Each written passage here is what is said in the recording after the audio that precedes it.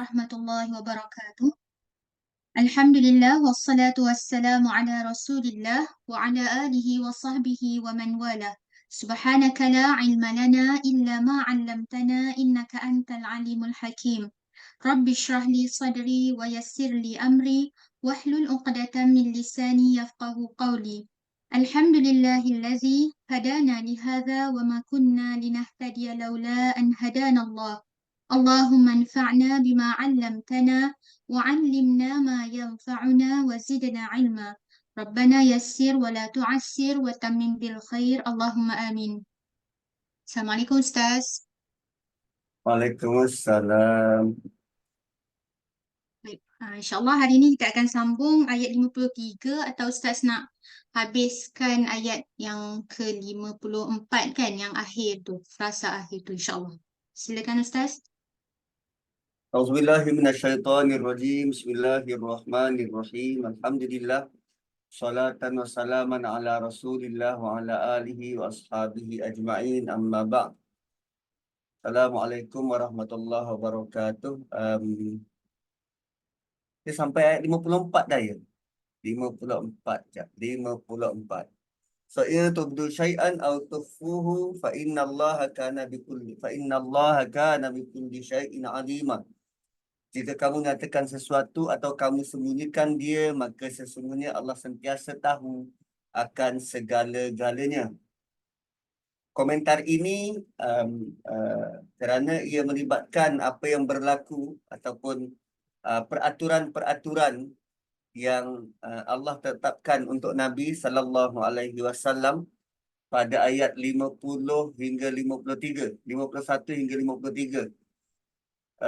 Dan juga peraturan-peraturan yang dikenakan kepada para sahabat sewaktu bertandang ke rumah Nabi. Kerana ada perkara-perkara yang Nabi sendiri tak mampu nak buat dan Allah tolong deliver apa yang ada dalam hati Nabi. Terutamanya berkaitan dengan yu'zin Nabi fayastahyi minkum. Nabi tak suka kamu berlama-lama dalam rumahnya. Dah dipanggil makan tu, lepas tu baliklah. Tak payah nak duduk lama-lama. So perkara-perkara yang semacam itu yang Nabi sembunyikan, tak mampu nak cakap. Lalu Allah Subhanahu Wa Taala sebut dalam ayat ini supaya para sahabat aware dan bertindak seperti mana yang dikehendaki, seperti mana yang dimahukan. Sama juga dengan kegusaran Nabi berkaitan dengan isteri-isteri baginda ketika baginda wafat kelak. Lalu Allah berikan ultimatum, kata pemutus dan peraturan, wa ma kana lakum an tu'du rasulallahi wala an tankihu azwajahu abada. Dan kamu tidak boleh sama sekali menyakiti Rasulullah dan tidak boleh berkahwin dengan isteri-isterinya sesudah ia wafat selama-lamanya. Dan peraturan ini terpakai kepada umat sepanjang zaman. Dan kita nak masuk ayat 55. Ayat sebelum ini ada sebut tentang hijab. Ayat sebelum ini ada sebut tentang hijab. Dan kali ini arahan itu dipanjangkan. Ayat ini ke ayat selepas ni? Ayat selepas ni kot. Yes. Arahan ini sebelum ini disebut ayat hijab secara umum. Dan sekarang ada senarai golongan-golongan wanita yang tak perlu pakai hijab. Yang tak perlu pakai hijab. Kenapa tak perlu pakai hijab? Kerana dia berhadapan dengan mahram. Berhadapan dengan mahram. So, la junaha alaihinna fi abaihinna wala abnaihinna wala ikhwanihinna wala abna'i ikhwanihinna, wala abna'i akhawatihinna, wala nisa'ihinna, wala ma malakat aymanuhun. Wattaqinallah innallaha kana ala kulli syai'in syahida. Kita panggil mahram, bukan muhrim. Mahram bukannya muhrim.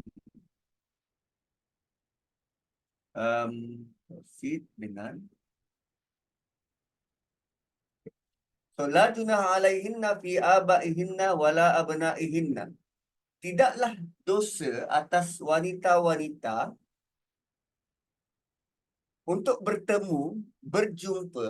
Lah junah dekat situ bermaksud tak mengapa ke atas mereka bila bertemu dengan bapa mereka atau anak lelaki atau abang lelaki, saudara lelaki, abang atau adik lelaki, atau anak lelaki kepada abang atau adik anak lelaki dari saudara laki-laki. Wala abna'i ikhwanihinna. Ataupun anak lelaki dari kakak ataupun dari adik perempuan, anak lelaki mereka. Wala abna'i akhwatihinna. Wala nisa'ihinna.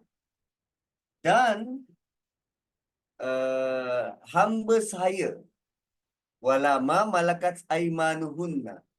Dan hamba sahaya yang mereka miliki. Wattaqinallah, bertakwalah kamu kepada Allah. Innallaha kana ala kulli syai'in syahida.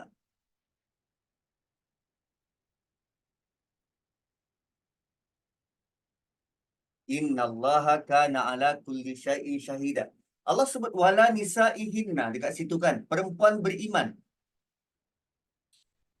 Perempuan beriman. So rupanya kalau perempuan bukan Muslim, kita masih kena tutup aurat.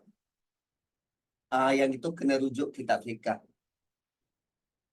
Kalau kifayatul akhyar, aurat antara perempuan Muslim dengan yang non-Muslim disebut antara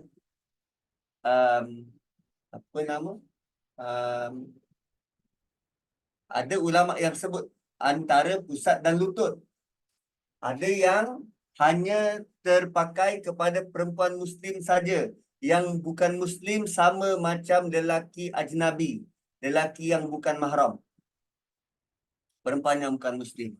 Ya, so hukum yang ini ni kena cek balik kitab-kitab fikah. Perempuan beriman, Allah sebut wala nisa'ihinna, tak mengapa kalau berhadapan dengan perempuan beriman tak perlu tutup aurat. Hamba sahaya iaitu hamba wanita ataupun hamba lelaki yang mereka miliki. Tapi menurut Sa'id Ibn Musayyab, makna yang dimaksudkan oleh hadis mengenai hal ini hanyalah bererti hamba wanita sahaja. Wala ma malakat aimanuhun, hamba wanita. Begitu juga mengikut Ibnu Abu Hatim. Yang ini kena rujuk kepada kitab-kitab fikah. Surah An-Nur juga ada menyebut pengecualian ni. Cuma dalam surah An-Nur ada penambahan. Anak-anak yang belum mengerti tentang aurat wanita. Tu ada penambahan.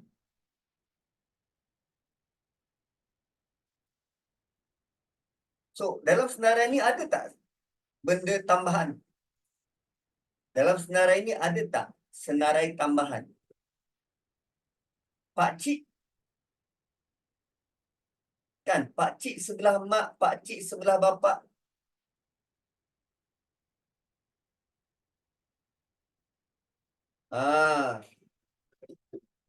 Kan, kenapa tak sebut pakcik? Bapa saudara. So ada sahabat Nabi bila ditanya tentang kenapa pakcik disebut, tak disebut, dia punya komen ialah keduanya tidak disebut kerana mungkin keduanya nanti akan menceritakan kecantikan wanita tersebut kepada anak lelaki masing-masing. Pakcik tu kan pada level sepupu. So kalau tunjuk pada pakcik, boleh jadi pakcik akan cerita dengan anak lelaki dia, dengan sepupu. Ha.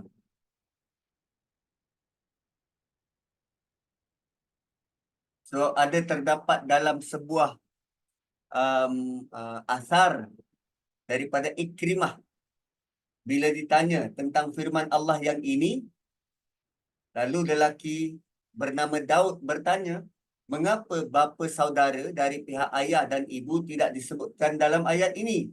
Maka Ikrimah menjawab, kerana keduanya pasti menceritakan kecantikan kepada anak lelaki masing-masing dan menanggalkan kain tudung di hadapan bapa saudara dari pihak ayah dan dari pihak ibu, hukumnya makruh. Sebab tu tentang hukum ni kita kena rujuk kepada kitab fikah. So wattaqinallah, kenapa ada takwa dekat situ? Kenapa perlu ada takwa di situ? Apa kaitan buka tudung dengan takwa? Jeng. Kan? Oh, rupanya depan mahram pun wanita perlu jaga batas-batas. Perlu jaga adab dengan orang lain, termasuk dengan keluarga sendiri.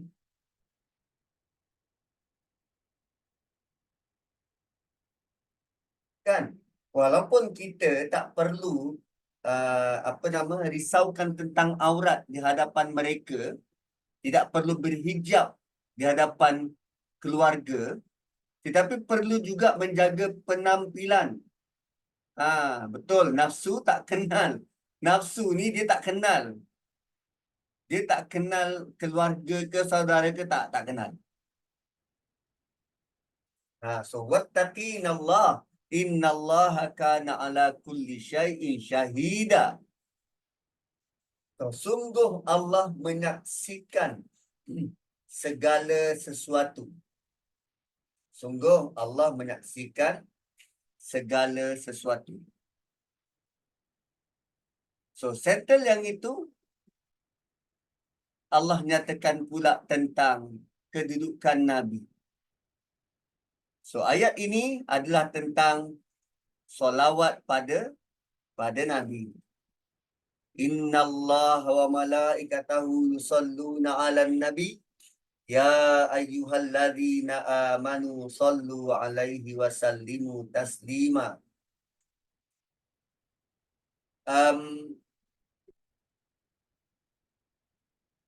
Tiba-tiba ayat solawat ni kenapa? Kan sebelum ni cerita tentang keluarga Nabi, tentang ada hukum khas untuk Nabi, pada siapa yang Nabi boleh kahwin, kemudian pada keluarga Nabi, pada isteri-isteri dia. So settle Allah beritahu tentang itu, settle kita tahu tentang peristiwa Nabi Zaid dan Zainab, maka Allah nyatakan tentang keagungan dan status Nabi sallallahu alaihi wasallam. Allah nyatakan tentang keagungan dan status Nabi, kedudukan sebenar Nabi di sisi Allah, dan bagaimana sepatutnya tanggapan kita pada Nabi.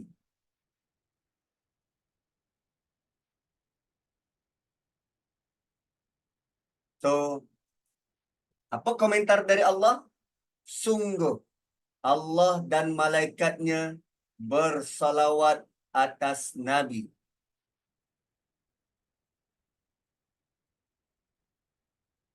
Allah dan malaikatnya bersalawat atas Nabi. Salawat kata akar dia as-salah. Salah tu bermaksud rahmat, doa dan pujian. So bila Allah bersalawat kepada Nabi, dia bermaksud Allah sedang beri rahmat kepada Nabi. atau Allah memuji Nabi dalam kalangan malaikat, atau ucapan tahniah dan syabas dari Allah buat Nabi. So, bila sebut salawat, itu bermaksud Allah beri rahmah, malaikat berdoa pada Allah untuk merahmati Nabi, dan juga kata-kata pujian dari Allah pada Nabi.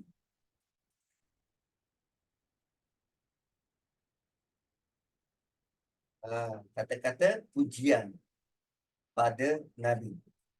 Dan bila malaikat bersalawat kepada Nabi, ia juga bermaksud malaikat berdoa pada Allah untuk merahmati Nabi. So, bagi Allah, salawat tu ialah pujian. Allah memuji Nabi. Malaikat bersalawat maksudnya malaikat mohon pada Allah untuk memuji Nabi. Kita, bila orang beriman bersalawat, ia bermaksud kita memohon supaya Allah limpahkan rahmat, menambah kemuliaan, menambah kehormatan, dan memuji atas Nabi sallallahu alaihi wasallam. So, sekarang Allah beritahu, sungguh Allah dan malaikatnya sentiasa yusalluna, sentiasa bersalawat atas Nabi.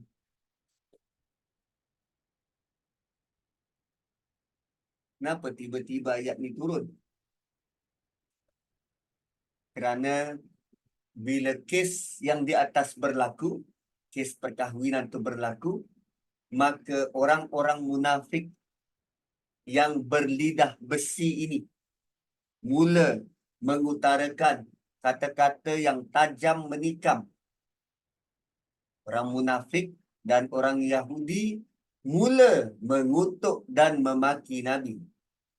Ayat ini turun ketika manusia-manusia ini hendak menjatuhkan nama Rasulullah dan mereka berniat hendak menjatuhkan Islam. Maka Allah beri jaminan bahawa kedudukan Nabi takkan tergugat. Bagaimanapun usaha mereka untuk menjatuhkan Nabi tidak akan berjaya.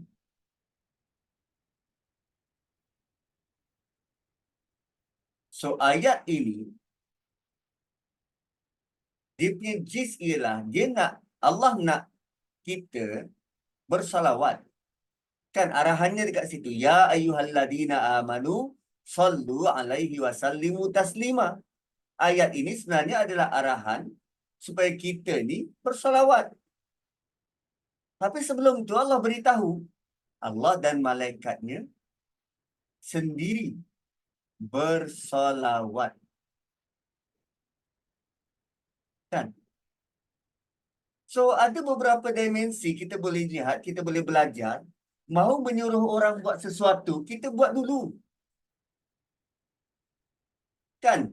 Mahu anak buat sesuatu, kita buat dulu. Nak suruh dia belajar untuk menyidai pakaian, kita sidai pakaian kita dulu. Kan? Bapa terutamanya, dah buka kain tu sidai, bukan buat donat kat situ.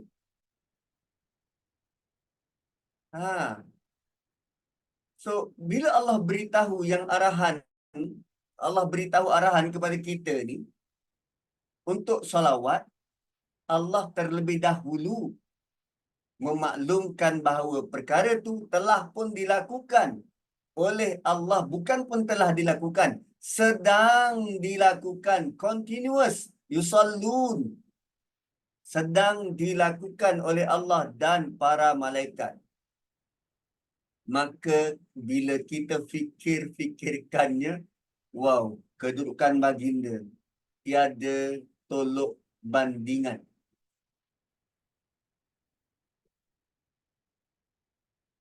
Itu yang pertama. Yang kedua, ketika Allah suruh kita solat. Ketika Allah suruh kita solat, adakah Allah juga melakukan solat? Tak. Ketika Allah suruh kita keluarkan zakat, adakah Allah keluarkan zakat? Tidak. Ketika kita melakukan puasa, adakah malaikat juga berpuasa? Tidak. Ketika kita dapat arahan haji,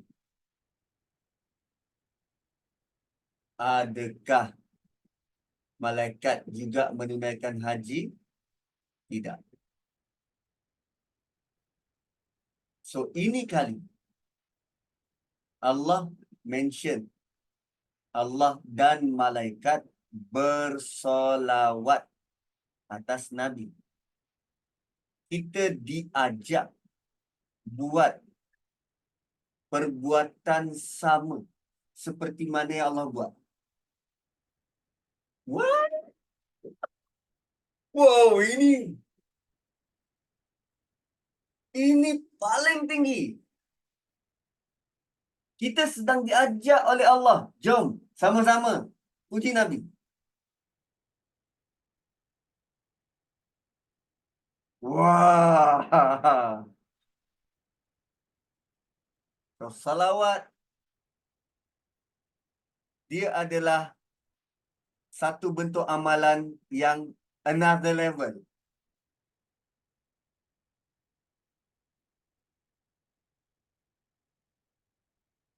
Lain kan? Lain. Allah ada sebut tentang sabbaha, yusabbihu, apa yang ada di langit dan di bumi bertasbih pada Allah. Tapi in the meantime, Allah tidak bertasbih atas diri dia. Tetapi salawat berbeza. Allah sendiri beritahu dia bersalawat pada Nabi dan sekarang mengajak kita. Jom kita salawat. Lain kan? Lain. So, salawat adalah arahan, perbuatan yang dia ada kelas dia tersendiri. Dia ada level dia tersendiri. Berbanding dengan ibadah-ibadah yang lain. Allah suruh kita baca Quran. Allah tidak baca. Itu kalamullah. Tapi salawat, beza. Lepas tu kita pening sendiri. Habis itu Ustaz, saya nak buat yang mana? Saya nak tasbih ke? Saya nak baca Quran ke? Saya nak solat ke? Atau macam mana ni Ustaz?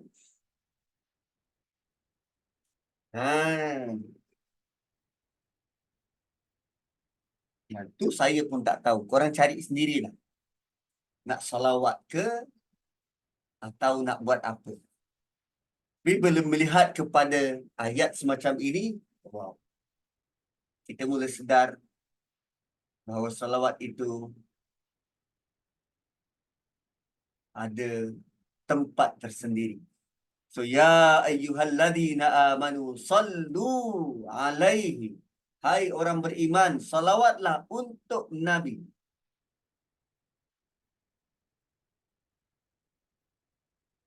Buat sikit-sikit kan. Asalkan buat sikit-sikit, yang penting ada.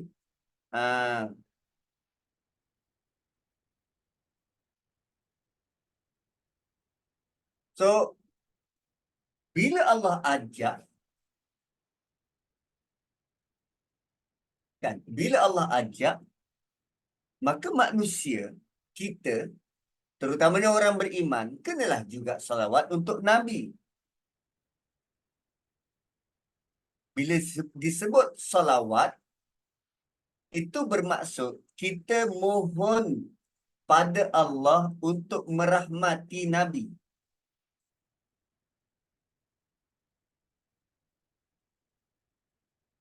Dan kita mohon pada Allah untuk merahmati Nabi. Ada banyak saja perbuatan-perbuatan yang kita buat tanpa sedar kita mengungkapkan salawat. Contoh, setiap kali kita berdoa. Alhamdulillah Rabbil Alamin, salatu wassalamu ala asyrafil anbiya wal mursalin. Itu kan salawat. Ha. So orang yang lazim berzikir pagi petang, setiap ulama ni dia selit salawat padanya sebab mereka sedar kepentingan salawat ni. So maksud kita bersalawat ialah kita mohon pada Allah untuk kurniakan rahmat pada Nabi. Dan semoga Allah memberikan rahmat dan kesejahteraan kepada baginda. Dan kita minta pada Allah, Allahumma, ya Allah, salli ala Muhammad. Berilah salawat, kesejahteraan, kemuliaan, pujian pada insan yang namanya Muhammad tu. Kita minta Allah berikan salawat yang layak bagi baginda. Sebab kita tak mampu nak beri. Bila kata kita bersalawat, bukan kita yang beri. Salawat tu tak kita mohon pada Allah untuk memberikan salawat. Ini perintah Allah. Kalau tak dibuat, boleh jatuh dosa ke Ustaz. Dia memang ada kata fi'il amar di situ. Sallu. Ada fi'il amar di situ. Tapi kerana dia tak ada ancaman. Tak ada perkataan ancaman, maka ulama menanggapnya sunnah. Dia ada fi'il amar dan ayat itu ada ancaman ataupun ada peringatan lebih tegas, perkataan lebih tegas, itu baru dikira sebagai wajib. Dia ada timbangan-timbangan cara melihat. Bukan setiap arahan itu dia membawa maksud wajib. Contoh solat. Solat tak ada ancaman. Tapi berapa kali arahan untuk dirikan solat dalam Quran? Banyak kali. So kerana kekerapan tu banyak kali, wajib. Begitu ulama-ulama fiqh membuat keputusan. Arahan ini wajib ke, arahan ini sunat ke?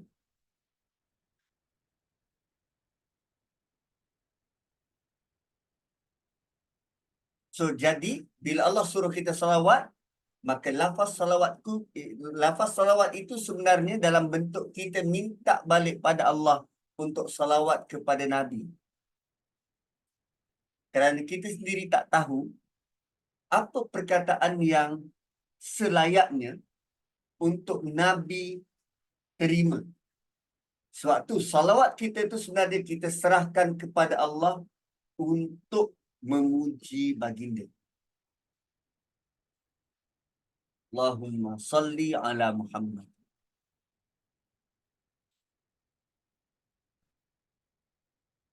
Kemudian wasallimu taslima.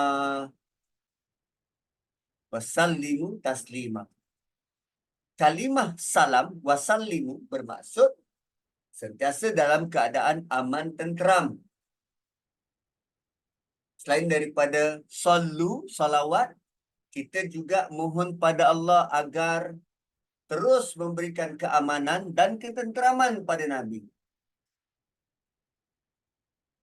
Kan bila ni? Bila? Kan dalam tahiyat kita baca Assalamu alayka ayyuhan nabiyyu wa rahmatullahi wa barakatuh. Ada orang Indonesia bila dia baca Assalamu alayka ni, dia kata ka ni untuk orang hidup. Engkau ni jauh ke dekat? Dekat. Dia bukan kata Assalamu alaihu. Salam sejahtera kepada dia. Siapa dia? Orang tu jauh. Tapi alaika, seolah-olah orang ni depan kita. Depan kita. So dia kata waktu tahiyat ni, bila kita sebut Assalamu alaika, kita seolah-olah Allah beri kesempatan untuk ungkapkan sendiri salam kepada Nabi seperti Nabi berada depan kita. Wow. Tapi waktu tahiyat, kita baca secepatnya kan. Assalamualaikum warahmatullahi wabarakatuh. Assalamualaikum warahmatullahi wabarakatuh. Syahadu an la ilaha illallah. Wih, kadang tak berbutir. So, bacalah tahiyat itu satu persatu. Assalamualaikum ayuhan nabiyyu warahmatullahi wabarakatuh. Ha, kan dekat. So, moga kesejahteraan dilimpahkan kepadamu wahai Nabi beserta rahmat Allah dan barakahnya.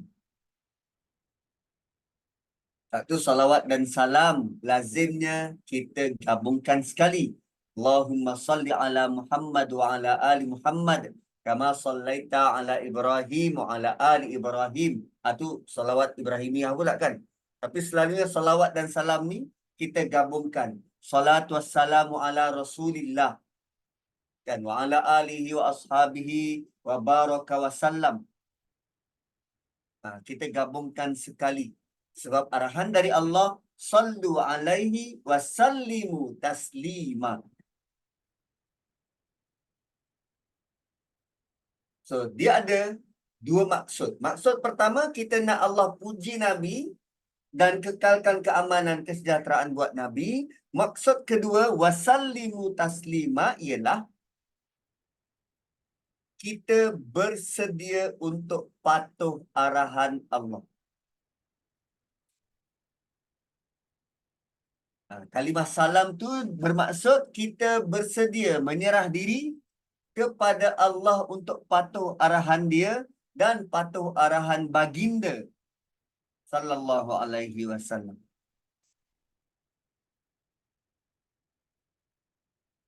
Dan ini juga bermaksud kita bukan sekadar patuh perintah Allah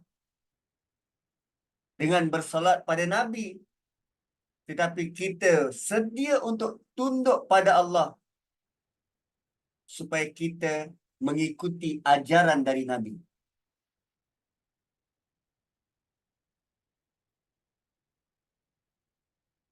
Dan ayat ini juga sebenarnya memberi kritikan kepada mereka-mereka kalau setakat salawat saja tapi tidak mengikuti ajarannya, maka dia sebenarnya tak ikut pun ayat ni.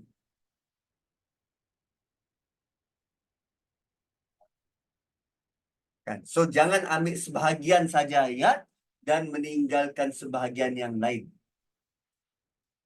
Kita bersalawat pada Nabi dan juga bersedia wasallimu taslima, bersedia untuk tunduk, patuh dan taat mengikuti ajaran baginda.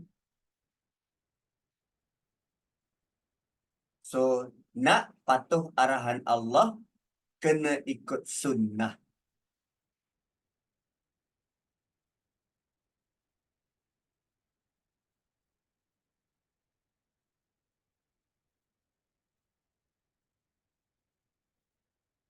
Ada juga bentuk perbincangan, adakah salawat ni boleh diberikan kepada selain Nabi?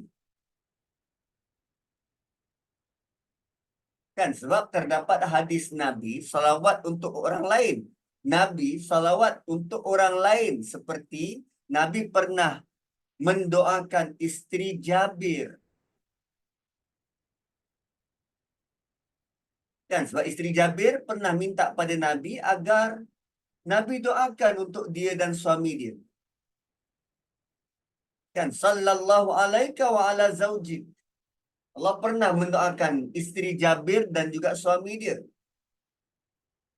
So, bagaimana begitu? Nabi pernah mendoakan orang lain. So, jawapannya begini. Ada hadis yang eksklusif untuk orang tu je. Antaranya ialah hadis ini. Dia tidak terpakai kepada semua orang, tapi eksklusif untuk orang itu. Kalaupun ada salawat kepada selain daripada Nabi, maka ianya hanya boleh dilakukan oleh Nabi sahaja. Dia tak ada istilah Allahumma salli ala Ustaz Nazri. Tak ada, tak ada, tak ada, tak ada. Tak ada, tak payah buat amalan-amalan yang karut macam tu, tak payah. So, kita hanya salawat kepada Nabi sahaja. So, macam mana cara bersalawat kepada Nabi? Seperti yang Nabi ajar. Allahumma salli ala Muhammad wa ala ali Muhammad kama sallaita ala ali Ibrahim innaka Hamidum Majid. Simple. Simple. Allahumma barik ala Muhammad wa ala ali Muhammad kama barakta ala ali Ibrahim innaka Hamidum Majid. Itu yang Nabi ajar.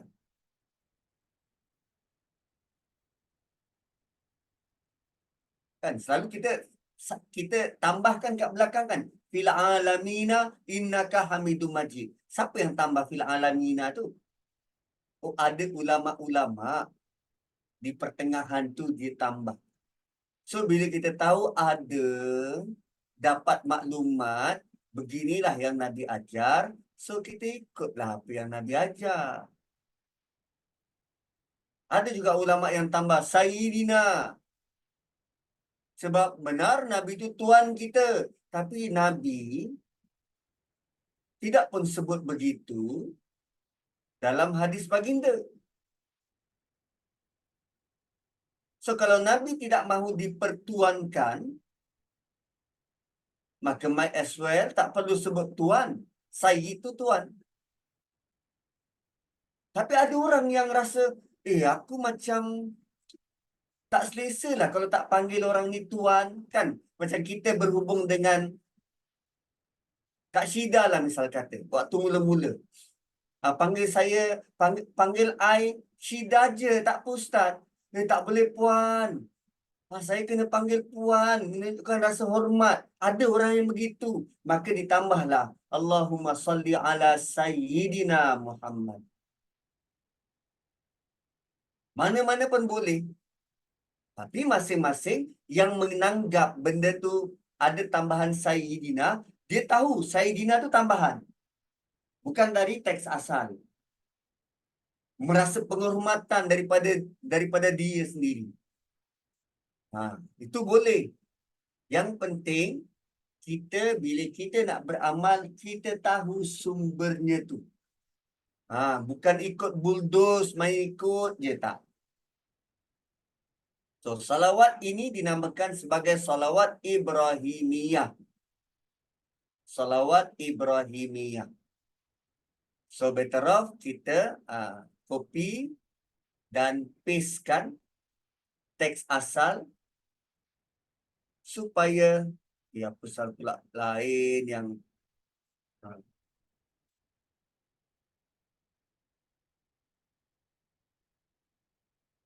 dalam solat tak boleh kan Ustaz ditambah Sayyidina? Ya, sebab dia dikira ibadah. Dalam solat tu dikira ibadah. So ibadah tak boleh nak tambah-tambah.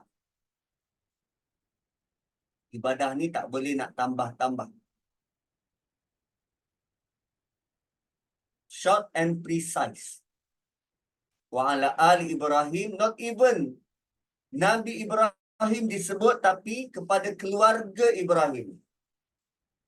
So bila keluarga Ibrahim, dia bukan hanya merujuk Nabi Ismail, tetapi juga Nabi Ishak, Nabi Yaqub, Nabi Yusuf, Nabi Ayub, Nabi Harun, Nabi Musa, Zulkifli, Zakaria, Yahya, Isa, semua tu. So untunglah jadi Ali Ibrahim. Kerana disebut oleh umat Nabi Muhammad sehingga kiamat. Oh.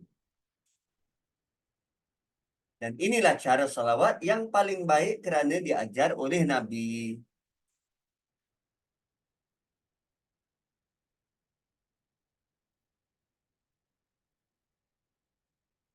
Kemudian,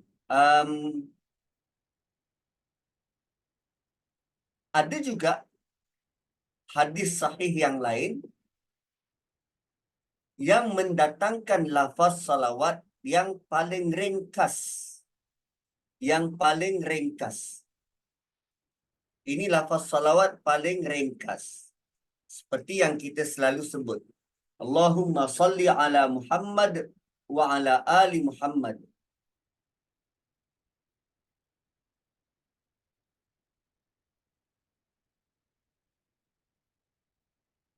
Allahumma salli ala Muhammad wa ala ali Muhammad.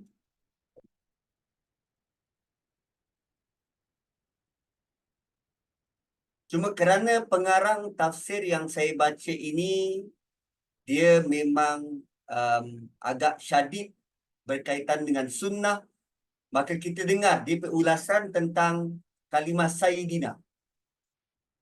Kalimah Sayyidina. Dia kata tiada lafaz Sayyidina dalam hadis-hadis tu. Maka kalimah Sayyidina adalah lafaz tambahan yang tidak sunnah. Yang tidak sunnah. Sedangkan ada hadis larangan dari baginda untuk menggelar baginda dengan kalimah Sayyid. Dari Abdullah bin Syikir radhiyallahu anhu, beliau berkata, aku bersama dengan rombongan Bani Amir telah berkunjung menemui Rasulullah sallallahu alaihi wasallam. Lalu ketika bertemu kami berkata, anda Sayyidina, anta Sayyidina. Rombongan tu express Nabi macam tu. Address Nabi macam tu. Anta Sayyidina.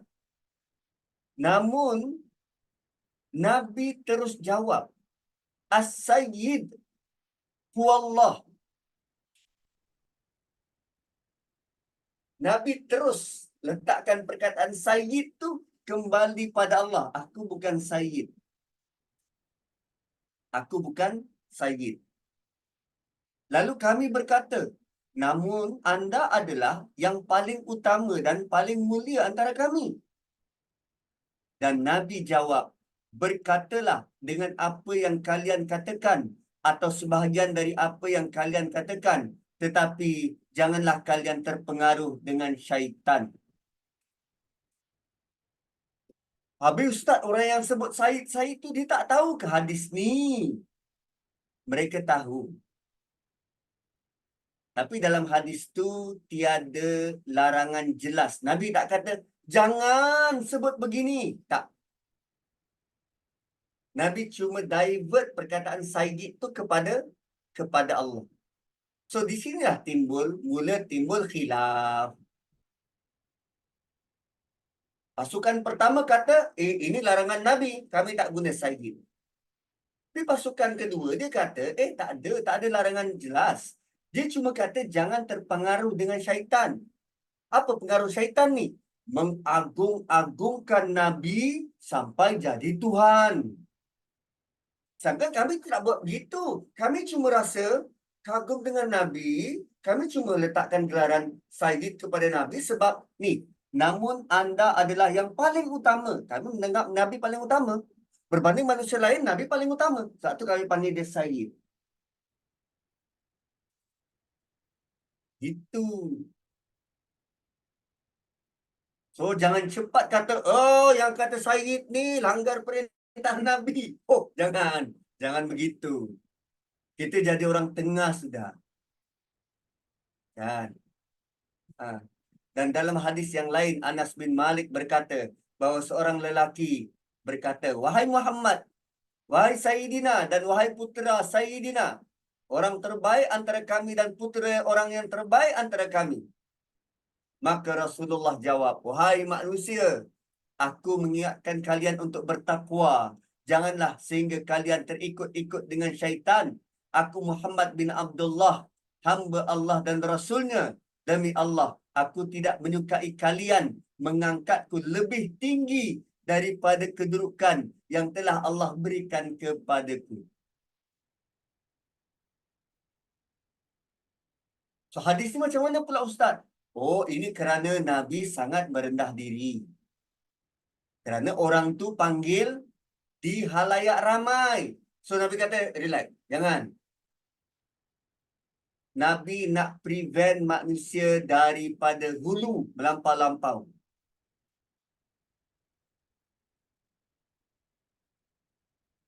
Sebab timbul juga persoalan, kenapa pada sahabat Nabi boleh pula guna kalimah Sayyidina, tetapi pada baginda tak boleh.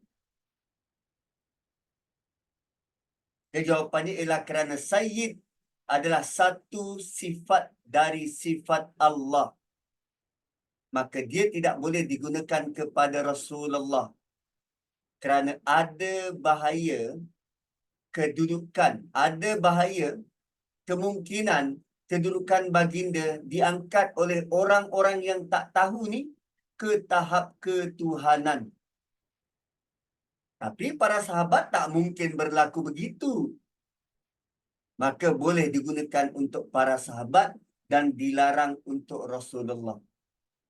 Menariknya, bagi kita orang awam yang tak faham sangat sayyid-sayyid ni, dia guna je tanpa merasakan Nabi tu Tuhan. Tak ada pun. So, Nabi cuma nak prevent jangan mengagungkannya sampai level itu.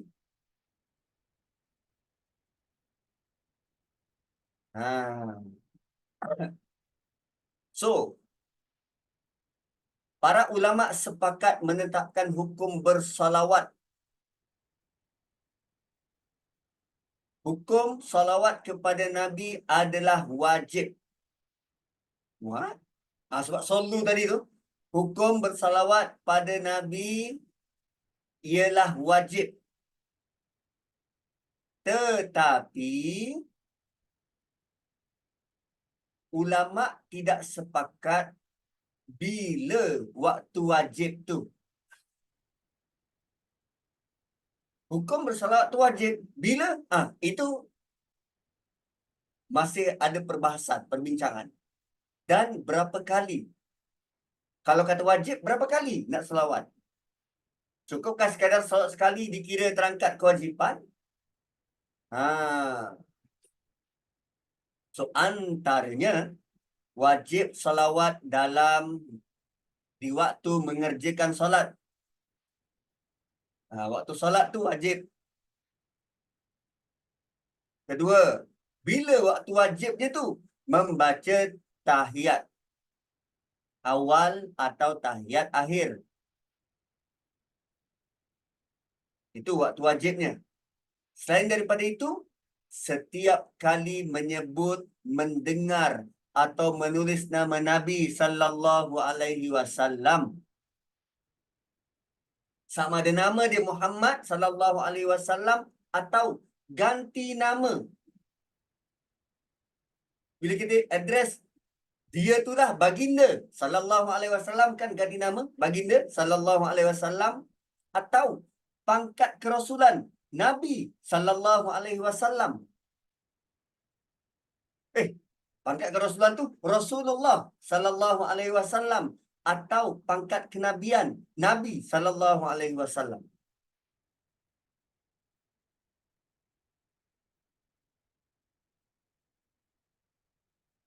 Pun begitu, kan setiap kali pun begitu, ada pendapat yang kata dalam satu-satu majlis cukup sekali sahaja salawat disebut. Bila kita starting, dah salawat sekali, selepas tu okey, sebab kita sudah pun memohon di awal. Ada pendapat yang macam tu. So, ikut kepada kita punya keselesaan.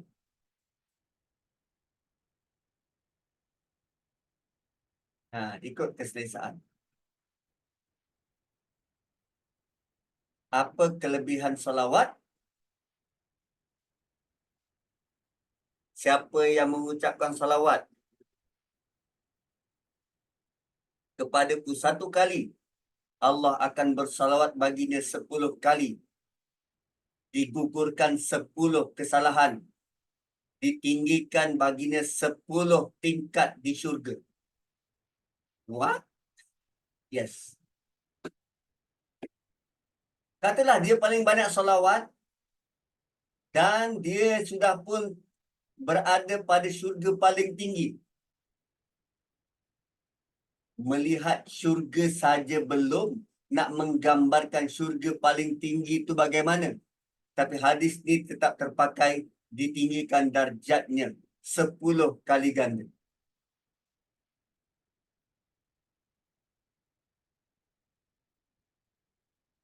Yes, kesian sangat orang yang tak solat.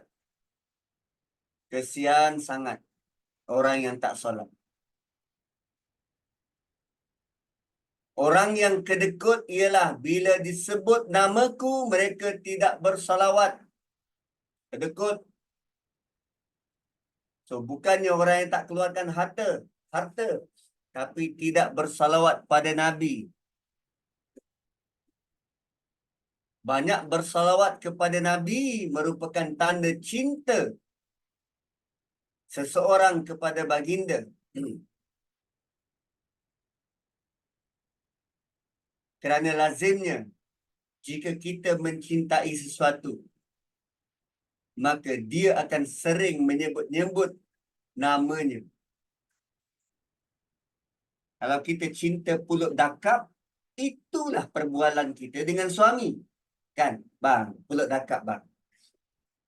Rasa gatal-gatal tangan bang. Pulut dakap bang. Disebut-sebut depan suami.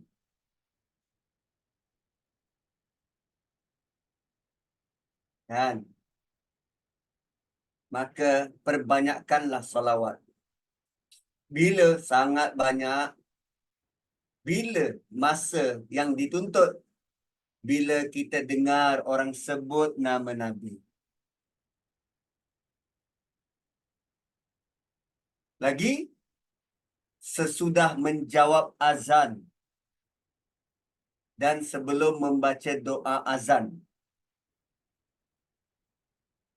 Bila lagi selesai berwudu, syahadu an la ilaha illallah wa syahadu anna Muhammadan abduhu wa rasuluh. Bila lagi pada permulaan, pertengahan dan penutup doa. Selalunya doa ni waktu mula dengan penutup je, pertengahan kita tak sebut pun. Rupanya ada waktu pertengahan berdoa. Lagi dalam solat jenazah. Bila lagi ketika masuk dan keluar dari masjid. Ni jarang-jarang kita buat ni. Selalu nak masuk masjid, kita baca doa masuk masjid. Nak keluar masjid juga kita baca doa nak keluar masjid. Kita tak iringi dengan solawat.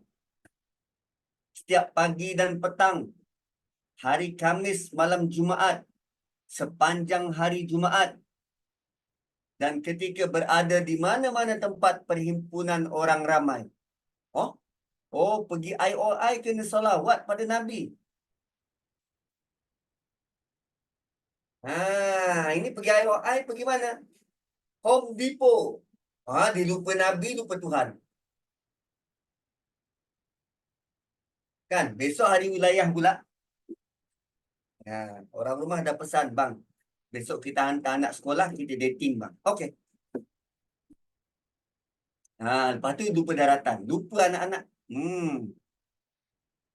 Okay, next ayat 57. Innal ladzina yu'dzunallaha wa rasulah. Selepas daripada Allah beritahu tentang apa yang Allah buat pada Nabi dan ajakkan, Allah mengajak setiap manusia bersalawat pada Nabi, didatangkan pula tentang orang yang menyakiti Allah dan Rasul. Seolah-olah salawat itu menggembirakan Allah dan Rasul, tidak bersalawat maksudnya menyakiti Allah dan Rasul. Sampai macam tu. Innal ladzina yu'dzuna Allah wa rasulah la'anahumullahu fid dunya wal akhirah. Sungguh orang yang menyakiti Allah dan Rasulnya, Allah melaknatinya di dunia dan di akhirat. Jangan sakiti Allah dan Rasul. Macam mana menyakiti Allah ni?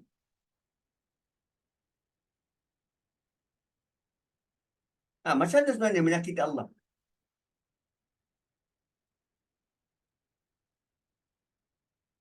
Disuruh salawat tak nak. Kan Allah suruh salawat ke atas. Dia tak nak. Kan? Menyakiti Allah dengan tidak mengikut arahan dia.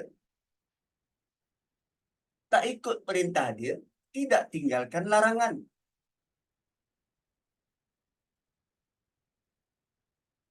Kan Nabi pernah beritahu kepada kita, kita dikira menyakiti Allah seperti kita dikira menyakiti Allah hanya dengan kita menghina ciptaan Allah. Contoh, kita menghina masa. La tasubbud dahr fa inna Allah huwa dahr. Jangan kamu mencela masa, mencela ad-dahr, kerana Allah adalah masa.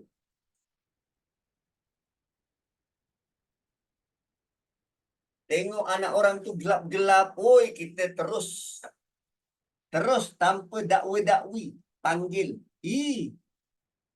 Si hitam keling, dia tak sebut hitam manis dah. Hitam keling. Tengok hidung orang tu pesek, dikutuknya. Tengok hidung orang tu mancung, dipanggil, boleh letak hanger. Semua tak ngam di mata dia.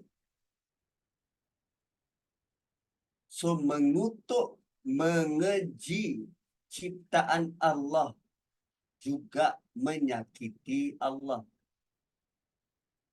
Tapi bukan itu yang kita suka buat.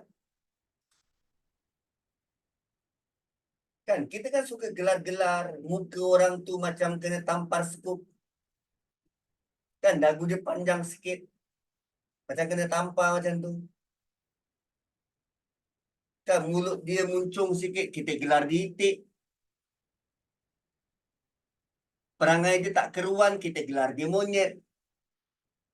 Wah, dahsyat. Banyak dah benda yang kita buat.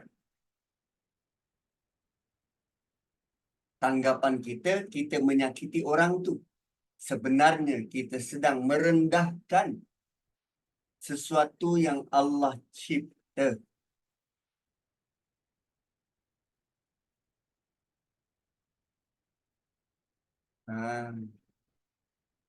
Kan? Apa lagi bentuk menyakiti Allah dan Rasul? Nabi pernah ingatkan, takutlah pada Allah tentang sahabatku. Takutlah pada Allah tentang sahabatku. So Nabi sebut tentang sahabat. So Nabi ingatkan pada kita umat akhir zaman, ittaqullah, berkaitan dengan sahabat.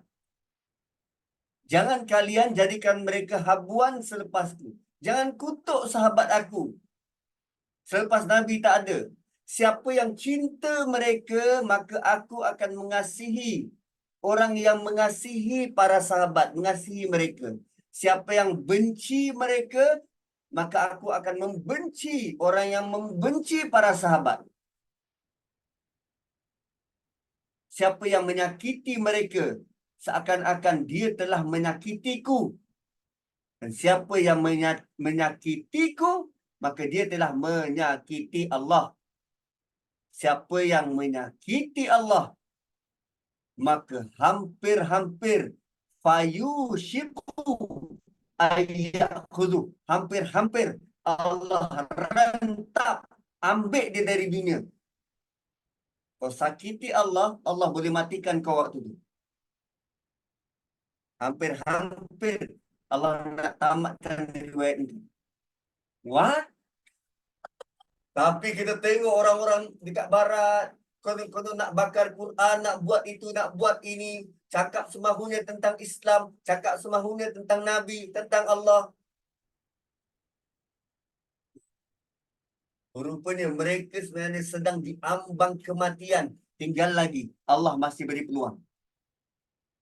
Siapa ada tengok satu demonstrasi dekat Jerman kot. Kat Jerman. Polis tengah berkawal. Ada 2 orang sedang berusaha nak bakar Quran. Seorang pegang Quran, seorang lagi pegang torchlight. Nak bakar torchlight pula. Apa nama lighter? Torchlight tu lampu suluh. Nak bakar Quran. Sedang dia petik-petik macam tu, api tak keluar. So dia buat-buat macam tu, tengah-tengah dia apa nama nak bakar, tiba-tiba ada satu flying kick hinggap betul-betul kat muka dia yang nak bakar tu. Hinggap kat situ, langsung tak jadi bakar. Dan Allah izinkan kaki orang tu hinggap kat kepala dia. Siapa yang menyakiti Allah, maka hampir-hampir Allah mengambilnya. Nah, Syiah dia kutuk para sahabat ni. Ui, tu macam mana lah tu. Yang tidak habis-habis mengutuk, malah mengkafirkan para sahabat. So, from time to time, tuan-tuan, bila kita baca Quran, mahu tak mahu kita akan baca juga sejarah Nabi. Dan sedikit sebanyak kita kenal para sahabat. Ada cerita sahabat ni yang menggembirakan. Ada cerita sahabat yang kita dengar ini penuh dengan tanda tanya. Mungkin dalam cerita itu didedahkan tentang kelemahan dia. Kan? Kisah Khawlah. Kisah isteri-isteri Nabi. Lalu, cara kita beradab membaca sejarah ini, pertama, jangan kita samakan mereka dengan kita. Mereka pada standard dan level mereka. Kan kita baca hadis ifki, Aisyah ada mention tentang beberapa sahabat. Ada sahabat tu dia dah tua. Waktu dia tua dia buta.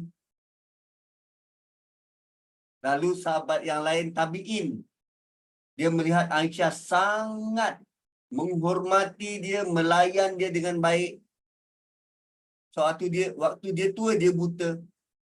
Dan para tabi'in ni tanya Aisyah, kenapa kau layan dia dengan baik? Bukankah dia dulu yang bawa cerita suatu kes ifki? Aisyah jawab, ya, dia ada buat kesalahan, tapi dia adalah ahli badar dan ahli badar masuk syurga. Tak bolehkah aku layan ahli syurga macam ni? So, diorang punya pengorbanan another level. Bukan pada tahap kita untuk merendahkan sahabat, apa pun yang dia buat, dia tetap pada level sahabat dan dia pada level tersendiri. So, jangan ada rasa pandang rendah. Saya pernah ditegur oleh Syekh Muhaimin tentang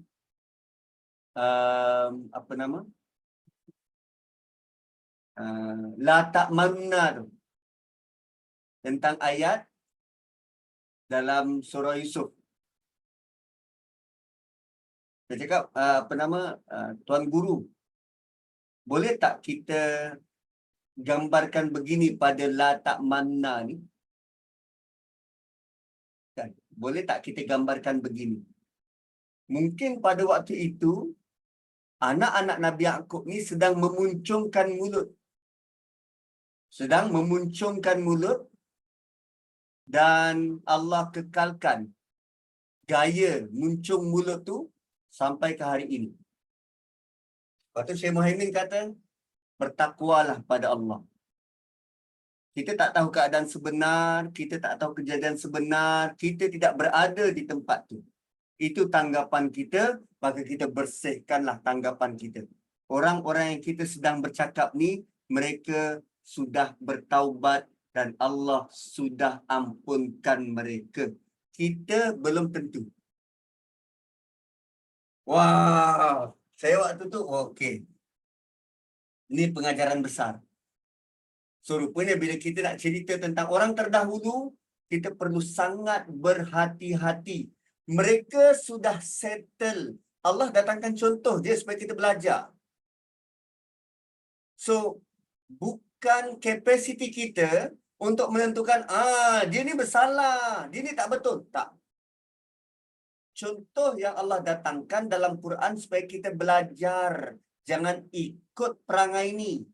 Tapi kita bukan atas kapasiti kita untuk menyalahkan orang tu. Dia mungkin sudah bertaubat dan Allah terima taubat dia. Sama macam kes Qabil dan Habil. Qabil mungkin sudah bertaubat atas dosa dia dan Allah sudah pun terima taubat dia. So, kita tak ada hak untuk kata ini semua Qabil lah punya pasal. Tak. Supaya macam tu. Bila baca Quran, Quran mengajar kita adab bagaimana kita nak quote kisah orang terdahulu. Sampai ke tahap ni Bani Israel, zaman Nabi Musa, kita bukan boleh simply kata, diorang ni memang teruk. Hei, tak. No, belum. Jangan blanket statement macam tu. Boleh jadi orang zaman Nabi Musa tu kan ada 70 orang lelaki Bani Israel dibawa oleh Nabi Musa pergi munajat, bertaubat pada Allah. Allah terima taubat mereka. So, siapa kita untuk menyamaratakan semua Bani Israel teruk dan tak betul? So, begitulah adabnya. Soalan dekat FB, Ustaz, betul ke ada yang kata salawat Jibril? Apa nama? Allahumma salli ala Muhammad saja tak sah, tak diterima salawat. Dan betulkah Ustaz, salawat tak boleh diijazahkan? Tu, kau punya soalan ni. Aku pun tak tahu. Dan orang yang mendakwa Allahumma salli ala Muhammad sahaja tak sah dan tak diterima, kalau dia buat dakwaan macam tu, nak juga tanya orang tu, adakah dia yang menerima salawat manusia mengesahkan dan menjamin salawat tu diterima atau tak? Atau sebenarnya Tuhan yang menerima salawat?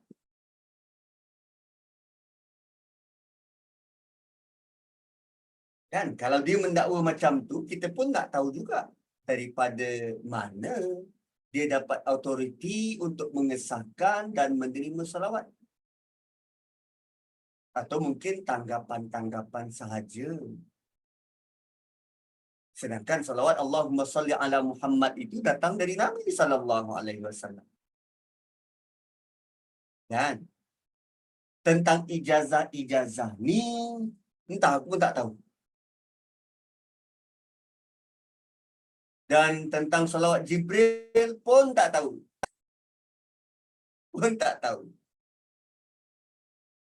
Kalaulah misal kata sallu ala Muhammad itu apa nama? Oh, dia macam tu ke? Sallallahu ala Muhammad. Sallallahu ala Muhammad saja tak sah. Oh, kalau perkataan sallallahu ala Muhammad sah tak sah, yang itu kena tengok balik. Maksud sallallahu ala Muhammad, adakah itu pernyataan salawat ataupun fakta yang bagi tahu bahawa Allah bersalawat pada Nabi. Apa maksud sallallahu ala Muhammad? Apa maksud dia? Allah telah bersalawat pada Nabi. Itu kan satu pernyataan. Itu bukannya kita bersalawat. Itu menyatakan bahawa Allah telah bersalawat pada Nabi. Bukan kita minta pada Allah, ya Allah, salawatlah atas Nabi. Betul lah, tu tak sah. Sebab hanya pernyataan. Sama macam sallu ala Muhammad. Sallu ala Muhammad, itu maksudnya, salawatlah korang pada Nabi. Itu kita suruh orang lain salawat pada Nabi. Kita belum lagi buat. Kita hanya menyuruh orang lain, salawatlah kamu pada Nabi. So, arahan suruh orang lain bersalawat, bukanlah bersalawat. Gitu kot dia punya apa nama? Dia punya maksud soalan tu. Tentang ijazah dan salawat Jibril, saya tak tahu. So, gunakanlah ungkapan salawat yang tepat. Allahumma salli ala Muhammad wa ala ali Muhammad. Dia sebab tak ada Allahumma tu. Tak ada permintaan. Itu. Biasalah. Kita kan nak ringkas je. Sallu ala Nabi. Nak ringkas je. Sallallahu ala Muhammad. Nak ringkas je. Sebut Allahumma tu menentukan sah tak sah. Ya. Perkataan Allahumma. Kita suruh orang lain makan, kita tak makan. Kita lapar. Begitu.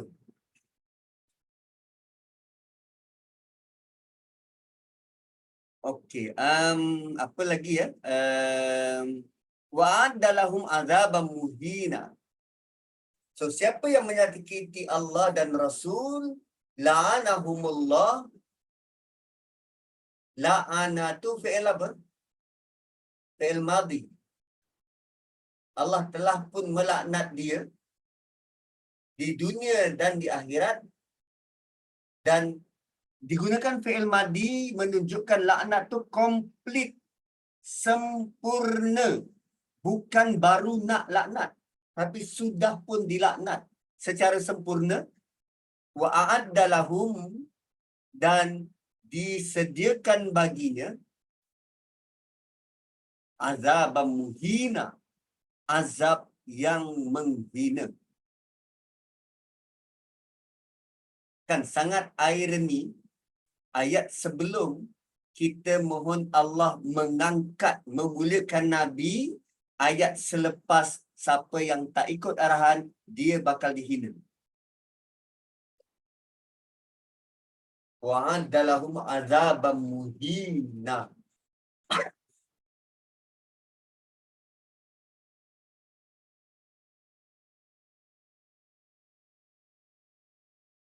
Dan termasuk juga dalam perkara ini kisah ifki, bagaimana isteri Nabi dituduh sebagai penzina.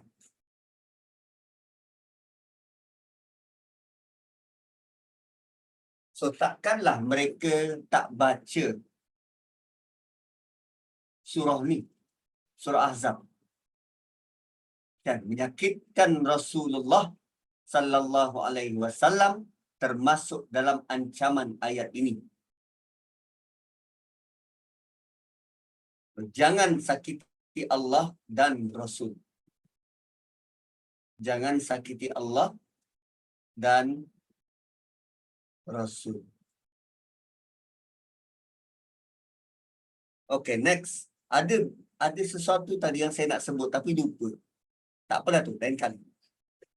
So, walladzina yu'zuna al-mu'minina wal-mu'minat bighairi maktasabu faqad ihtamalu buhtanan wa ithman mubina. Sekarang untuk orang beriman pula. Kalau tadi sakiti Allah dan Rasul, kali ini sakiti orang beriman. Bagaimana pula jika perbuatan itu menyakitkan hati orang beriman? Walladzina yu'zunal mu'minina wal mu'minat. Dan orang-orang yang menyakiti orang beriman, lelaki dan perempuan, bighairi maktasabu, tanpa ada sebab, tanpa kesalahan yang mereka buat.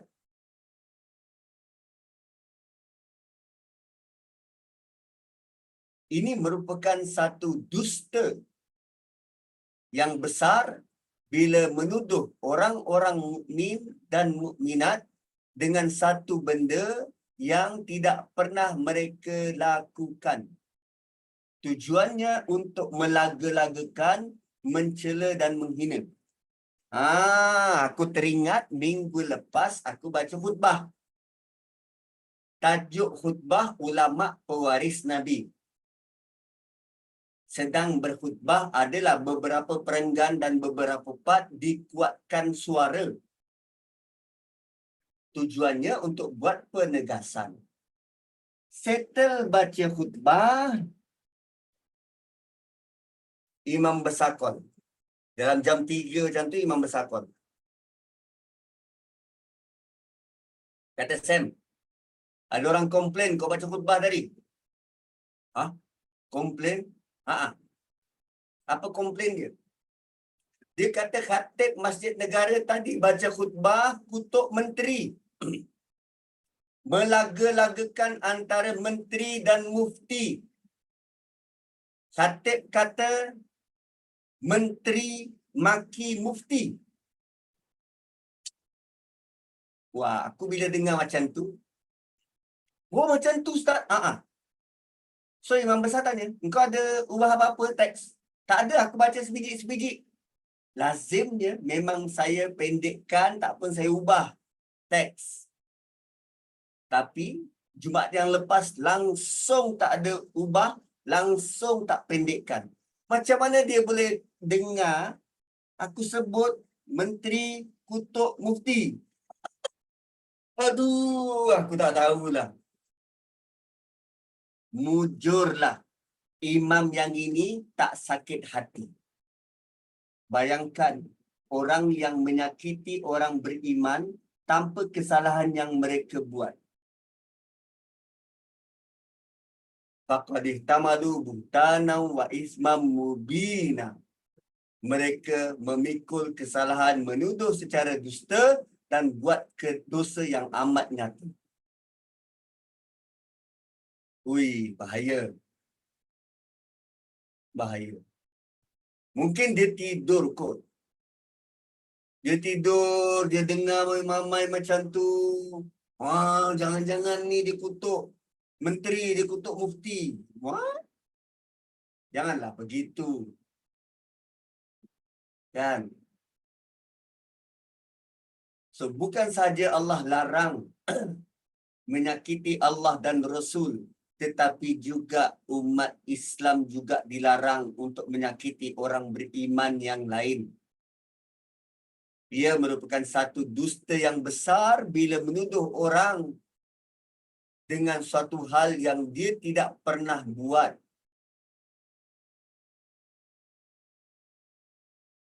Cuma dekat sini ada syarat besar. Apa dia? Bighairi maktasabu. Mereka tak buat kesalahan tu. Mereka tak buat kesalahan tu. Jika ternyata mereka buat, maka mereka boleh disakiti. Contohnya dah berzina, sebat. Kan? Dah dia berzina, sebat.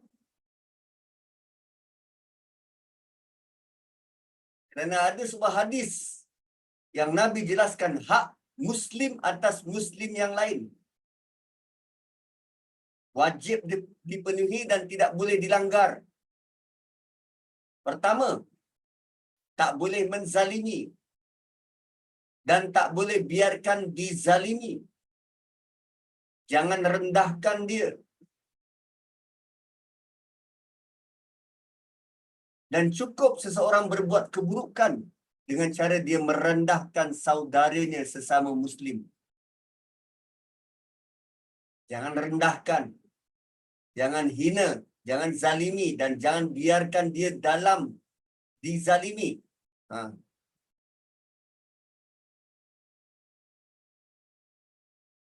Kan mencela seorang Muslim adalah perbuatan fasik dan memeranginya termasuk perbuatan kufur. Wow. Kan mencela seorang Muslim adalah perbuatan fasik.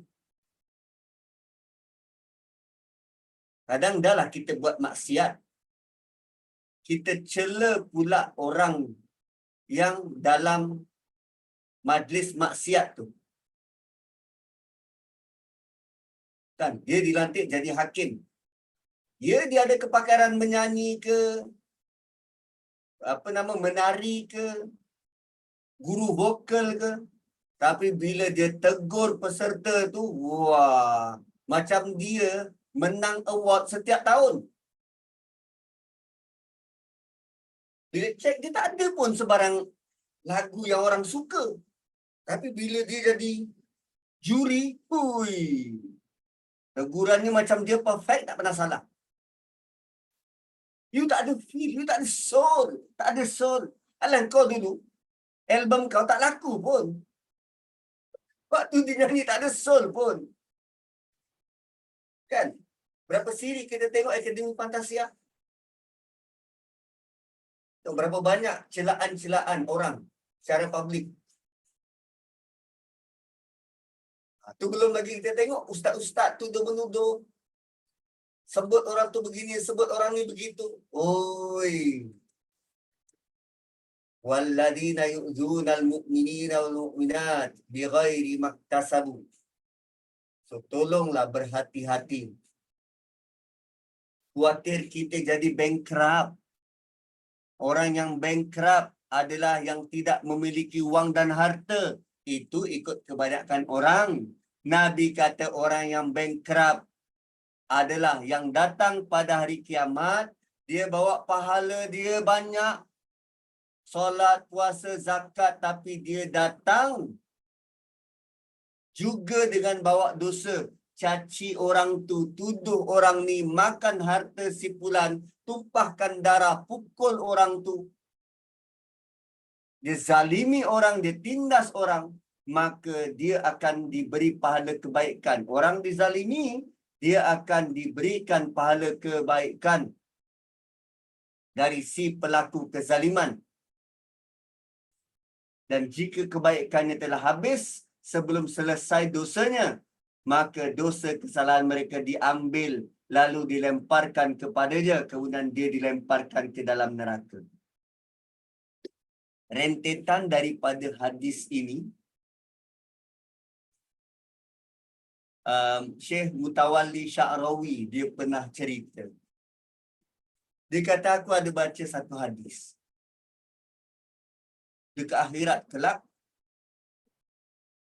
Allah berjumpa dengan dua orang lelaki. Dua orang lelaki ni bergaduh waktu dekat dunia. Gaduh, bermusuh. Satu yang buat kezaliman, satu yang dizalimi. Lalu berdiri berdua depan Allah. Orang yang dizalimi kata, ya Allah, aku nak tuntut. Aku nak dia bayar semua yang dia buat kezaliman pada aku. Aku nak dia bayar, aku nak tuntut. Lalu Allah tanya, kau nak dia bayar dengan apa? Kau nak dia bayar dengan apa? Aku nak semua kebaikan dia. Dia bayar dengan semua kebaikan dia. Kan macam hadis ni kan? So rupanya orang tu tahu hadis ni.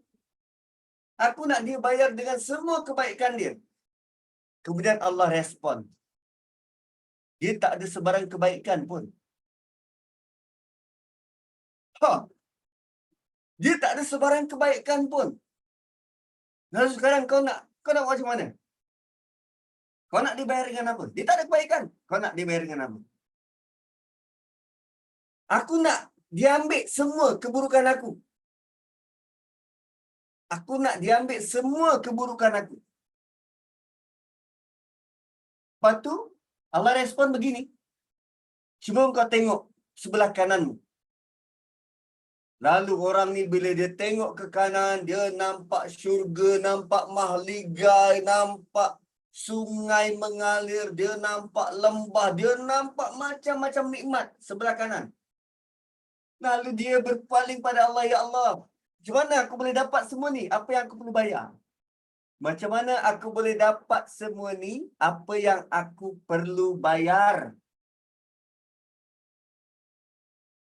Lalu Allah kata, engkau hanya perlu bayar dengan kau tarik tangan orang ni, bawa dia masuk dalam syurga.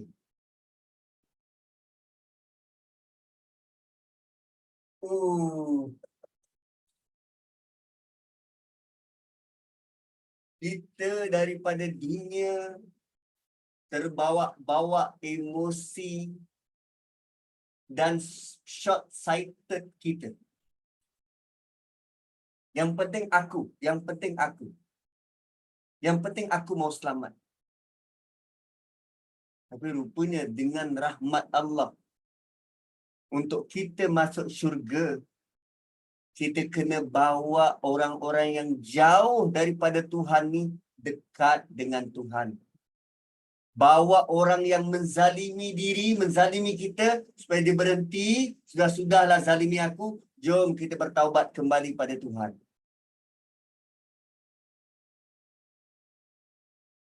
Itu lain lah. Hadis tu lain. Lain macam. Ada juga hadis yang lain dalam bentuk begini.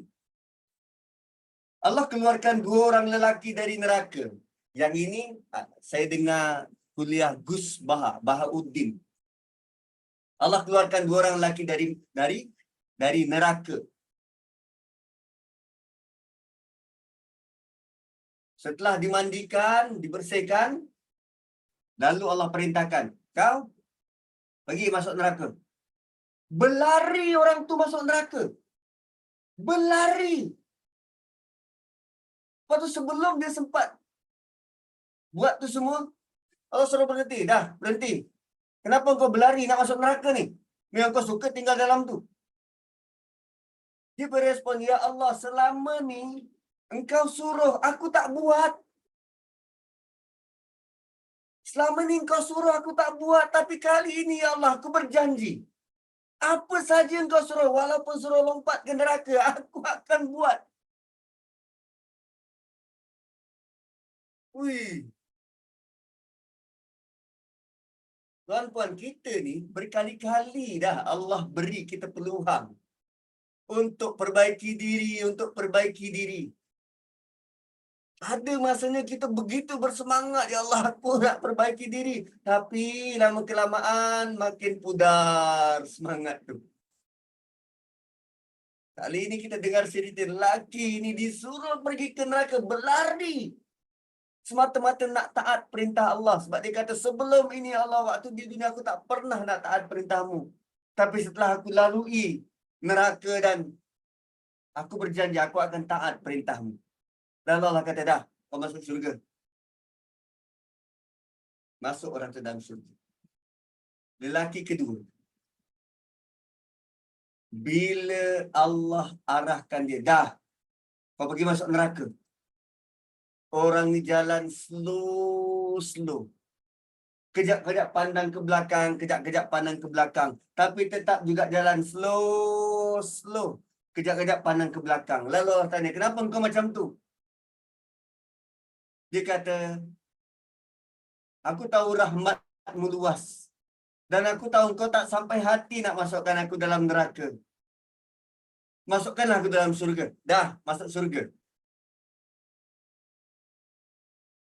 Rupanya Allah saja nak test. Orang tu betul ke? Dengan sangka baik pada Allah, juga akan dapat untung. Orang tu bersangka baik pada Allah. So, 2 sifat. Satunya, nak patuh perintah Allah. akan dapat ke syurga, bersangka baik dengan Allah akan dapat ke syurga. Wah.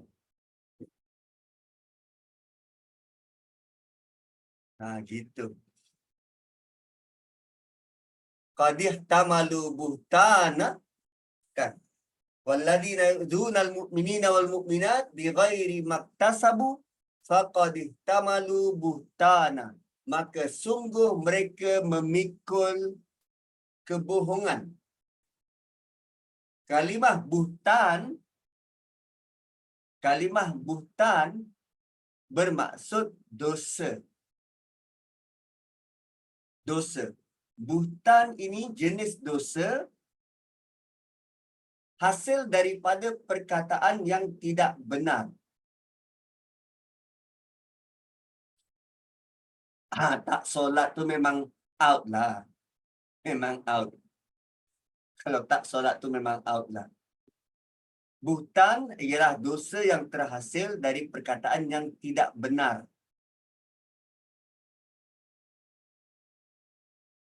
Sebab kerana kes berkahwin dengan Zainab, orang munafik telah menghina Nabi dan menimbulkan persepsi dengan menuduh baginda bernikah dengan menantu sendiri. Ini adalah buhtan. Benda yang tak benar. Faqad ihtamalu buhtana. Dan perkataan yang tidak benar itu akan dipikul. Kenapa dipikul? Kenapa ihtimal?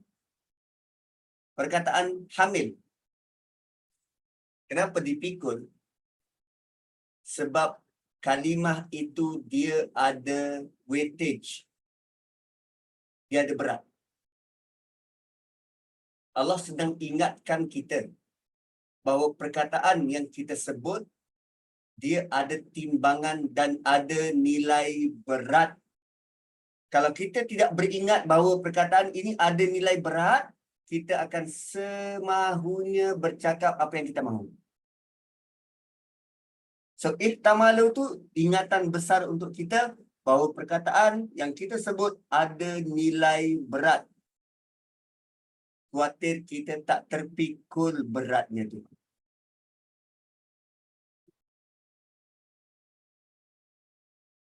Zaman sekarang, kita ada kira ke nilai berat ni? Tidak. Malah kita jadikan benda tu profession dan kita beri gelaran dengan gelaran yang tidak mendatangkan kekhawatiran. Apa gelaran yang kita beri? Makcik bawang. So, gelaran makcik bawang tu seronok ke tak? Tak menakutkan, rasa seronok. Lalu kita rasa, it's okay orang sekadar panggil aku makcik bawang. Padahal, kan, kita tak rasa ihtimal tu, tak rasa berat. Dahsyat. Dahsyat.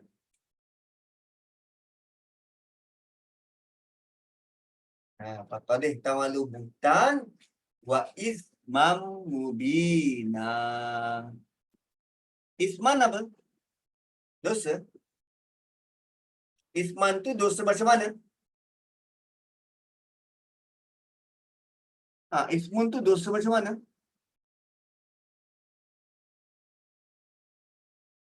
Dia ada suk ni dosa yang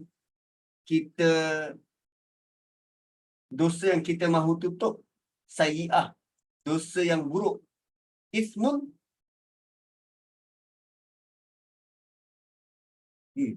ismun tu dosa yang macam mana?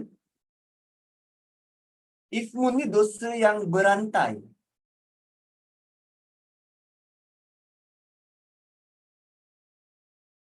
Ismun ni dosa yang berantai.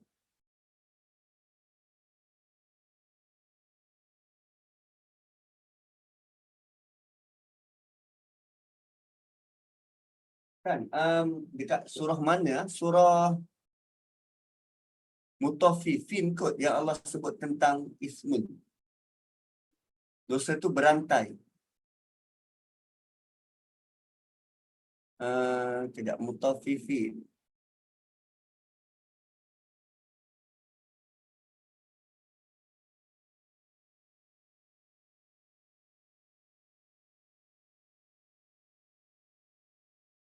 Uh, yes, mu'tadin asim. Wa ma yukadzibu bihi illa kullu mu'tadin asim. Asim. Ya, dosa itu berantai. Berantai ini macam mana? Kesalahan yang dia buat ada kesan yang berpanjangan pada orang tu. Terutamanya dosa ribah. Kita dok kata kita mengumpat kat Syida. Rupanya Kak Syida bukan sekadar terkesan dengan umpatan tu. Apa juga orang dekat keliling dia mula percaya. Bila mula percaya, mereka mula menjauhi Kak Syida. Ada yang sampai boykot. Kalau dia berniaga, perniagaannya terjejas. Kalau dia selalu ke surau ke masjid, dia sudah tidak ke surau ke masjid. Hanya dengan satu dosa kita buat, benda tu berantai. Malah Allah sebut mubina. Jelas kesan dia tu. Dan basically, apa yang disebut yu'zun, walladina yu'zun, itu adalah tentang ghibah. Apa itu ghibah? Kita sebut tentang orang lain hal-hal yang dia tak suka.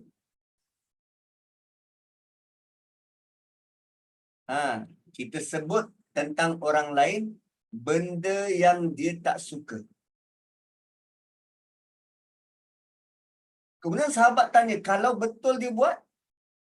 Kan, jika pada saudaraku itu terdapat apa yang ku katakan, kalau betul dia buat.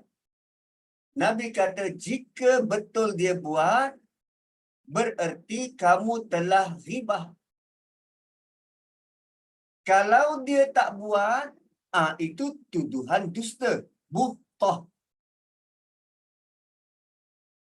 Bahat tahu. Bahat tahu.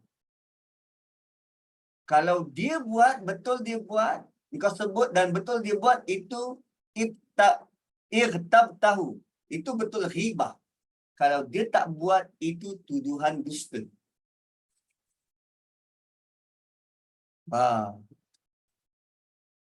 So sebenarnya Allah tak nak pun kita sebut pasal orang lain. Tak payah cerita pasal orang. Kan? Kenapa kita perlu jadikan kehidupan orang lain sebagai topik untuk kita bualkan? Kan, adakah dengan kita komen hidup dia, kita komen diri dia, kita kritik dia dekat belakang dia, akan merubah dia menjadi lebih baik? Bertambah iman dia? Tak. Kenapa hidup orang lain tu begitu menarik perhatian kita? Why? Apakah hidup kita ni bosan dan tak menarik sehingga kita perlu sebut tentang orang lain? Kan? Saya bukan nak cerita Ustaz, tapi dah baca surat khabar, tulis itu ada pengampunan Najib. Saya tolong ulas je. Biarlah orang lain sebut. Kita tak payah ambil tahu pun. Kan banyak lagi resepi-resepi yang kita boleh cuba dekat Thermomix tu. Kan? Kan? Tidak menumbuhkan iman pun.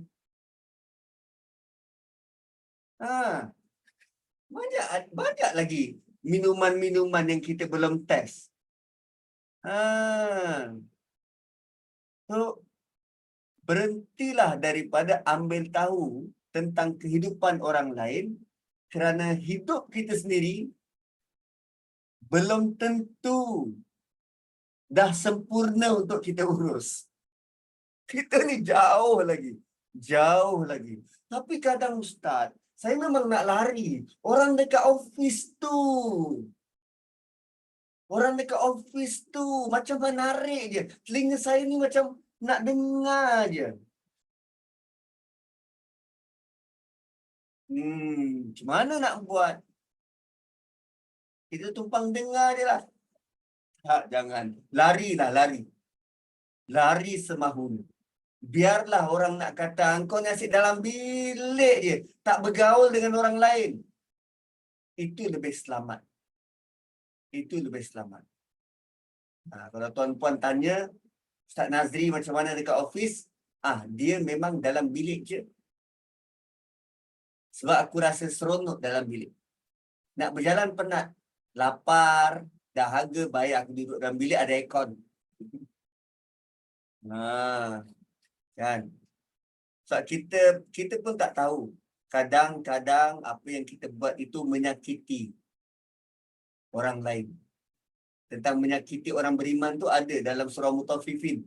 Ada jelas juga disebut tentang yu'zun, menyakiti orang beriman. So 4.24 lagi 1 minit. Kita dah 2 jam kan? Orang tak bagi tahu pun aku dah sampai 2 jam. Kita tadi start 2.45. 2.45 Ustaz, sepatut 4 suku dah berhenti tapi kami tak nak menyakiti Lebih Ustaz. 10 minit. Sedang Saja je dia start 2.45 supaya aku lost count. Patut 4 suku tadi berhenti. Mana boleh macam tu? Kita kena ikut apa yang Nabi Yusuf pesan. Sampai masa dia, kita habiskanlah pada waktu tu. Sebab mana tahu ada yang nak ke bilik air ke, kan? Ada urusan lain ke? Apa pendapat Ustaz tentang politik negara? Politik yang mana? Politik yang mana? Nak langkah itu langkah ni? Tak apalah, biarlah mereka merebut apa yang mereka rasa mereka berhak. Kita kat bawah ni, kita tahu bahawa kebaikan itu hanya datang dari Allah. Siapa pun memerintah di atas, kebaikan itu tetap datang dari Allah. Kalau dia rasa dia betul, berjuanglah untuk apa yang anda rasa betul. Sebab masing-masing daripada kita akan menjawab depan Allah. Tapi Ustaz, kalau kita tak join the politik, jadilah macam sekarang ni, orang akan datang, tak boleh nak dapat pencen. Anak-anak kita nanti bila nak kerja kerajaan, mula dengan kontrak.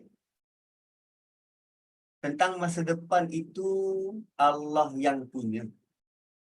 Rezeki dia boleh makan ke, boleh minum ke, boleh beli rumah ke, itu nanti Allah yang jamin.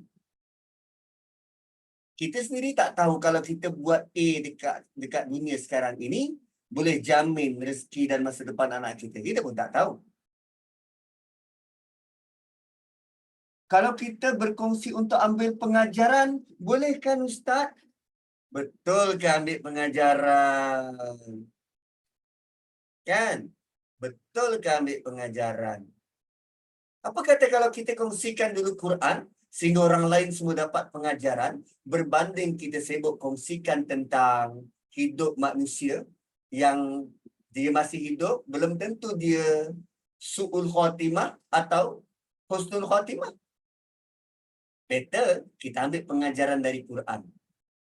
Kan? Dahlah kita kembalikan kepada moderator sebab kita nak tutup. Wallahu a'lam. Alhamdulillah, jazakumullah khairah. Okeylah, kita tutuplah kita punya sesi soal jawab yang lebih masa. Jazakallah khairah Ustaz. Memang banyak kita belajar, bukan saja pasal selawat yang bukan hanya dilafaz, tapi bab kata Ustaz tadi kita nak amalkan. Dan macam mana kita nak mengamalkan tu melalui Al-Quran dan As-Sunnah yang benar, mengikut apa yang Nabi ajar. Maksudnya kalau kita tak sure selawat tu betul ke tak betul, kita ikut je apa yang Nabi dah ajar tu, insya-Allah, dan pastinya yang betul, insya-Allah. Jazakumullah khairan Ustaz, sekali lagi minta maaf tak bagi tahu masa. Kita asyik ni, begitu tu orang kata sakinah dalam majlis ilmu. Alhamdulillah. Dan terima kasih semua sahabat-sahabat. Kita tutup kuliah kita dengan surah Al-As dan tasbih kafarah. Subhanakallahumma wa bihamdik asyhadu an la ilaha illa anta wa nastaghfiruka wa natubu ilaik. Wal 'asri innal insana lafi khusr illa alladhina amanu wa 'amilus solihat wa tawasaw bil haqqi wa tawasaw bis sabr. Assalamualaikum warahmatullahi wabarakatuh. Waalaikumsalam Salam. Ustaz. Terima Terima kasih kasih Riza. semua. Assalamualaikum warahmatullahi wabarakatuh, Ustaz. Terima kasih semua. Jumpa lagi insyaAllah. Assalamualaikum. Dalam- Tutup Okey, Assalamualaikum Riza.